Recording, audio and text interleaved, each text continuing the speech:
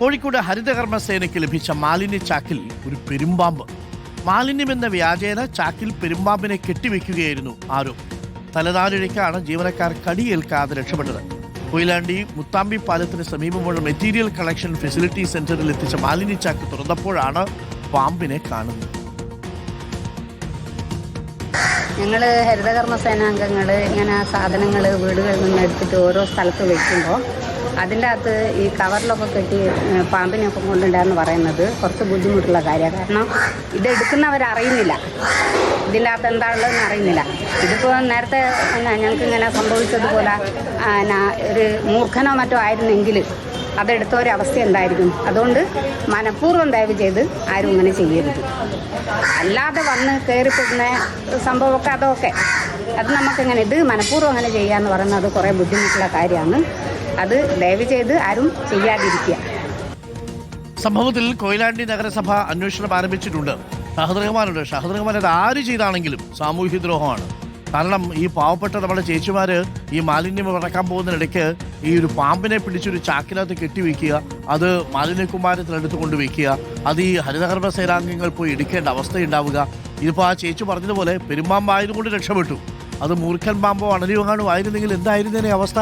ഇത് ആരാണിത് ചെയ്തത്? എന്തെങ്കിലും സൂചനകളുണ്ടോ ഷാഹിദ് റഹ്മാൻ?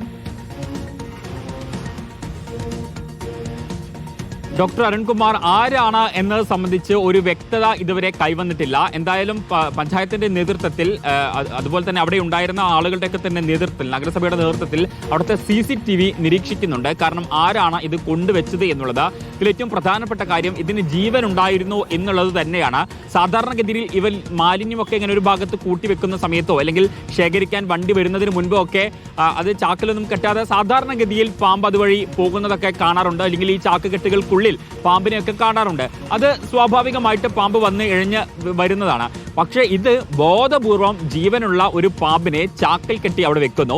അപ്പോൾ ആ ചാക്ക് കുറച്ച് കാലിയായി കണ്ടപ്പോൾ ആ ചാക്കിൽ കൂടുതൽ മാലിന്യങ്ങൾ നിറയ്ക്കാമല്ലോ എന്ന് വിചാരിച്ച ഈ സ്ത്രീകൾ അല്ലെങ്കിൽ നമ്മുടെ സഹോദരിമാർ ഇത്തരത്തിൽ ഈ ചാക്ക് തുറക്കുന്ന സമയത്താണ് അതിൽ ജീവനുള്ള ഈ പാമ്പിനെ കാണുന്നത്. ഉടൻ തന്നെ അവരൊരു ചാക്ക് അവിടെ ഇട്ട് മാറി നിൽക്കുകയാണ്. നമുക്ക് ആ ദൃശ്യങ്ങളെ അല്ലെങ്കിൽ ഫോട്ടോ കാണാൻ പറ്റും, പാമ്പ് ഇഴഞ്ഞു പോകുന്നത്. അപ്പോൾ ബോധപൂർവം ആരോ ഈ മാലിന്യം ശേഖരിച്ച് വെച്ച ഇടത്ത് കൊണ്ടുപോയിട്ട് ഈ ചാക്കിൽ ഈ പാമ്പിനെ വെക്കുകയാണ് ചെയ്തിട്ടുണ്ടായിരുന്നത്. അപ്പോൾ ആര് ചെയ്താലും അത് ആര് തന്നെയായാലും ചോദിക്കുന്നു, ചിലപ്പോൾ അത് എവിടെ നിന്നെങ്കിലും വന്ന് ഇഴഞ്ഞു കയറിയതാണെങ്കിലോ എന്ന്. കെട്ടിവെച്ചിരിക്കുകയായിരുന്നു ആ ചാക്ക്.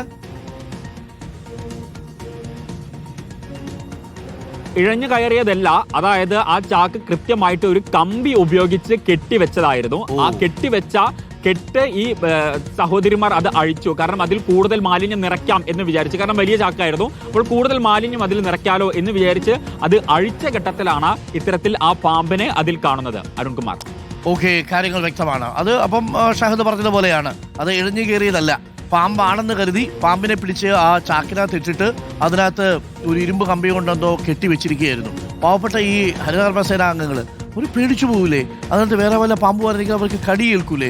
ഒരു സാമാന്യ ബോധം വേണ്ടേ? നമ്മൾ ആ ദൃശ്യങ്ങൾ കാണിച്ചപ്പോൾ അവരെങ്ങനെയാണ് ഈ മാലിന്യങ്ങൾ വേർതിരിക്കുന്നത് എന്ന് കാണിച്ചതാണ്. ഇങ്ങനെ എടുത്ത മേശപ്പുറത്തൊക്കെ വെച്ച് ഇതേപോലെ ഓരോ മാലിന്യവും വേർതിരിച്ചെടുക്കുന്ന മനുഷ്യരാണ്. അവർ ചെയ്തുകൊണ്ടിരിക്കുന്ന സേവനത്തെ നിങ്ങൾ ബഹുമാനിച്ചില്ലെങ്കിലും നിങ്ങൾ ഇങ്ങനെ അവരെ അപകടത്തിൽപ്പെടുത്തുന്ന സാഹചര്യം ഉണ്ടാക്കരുത്.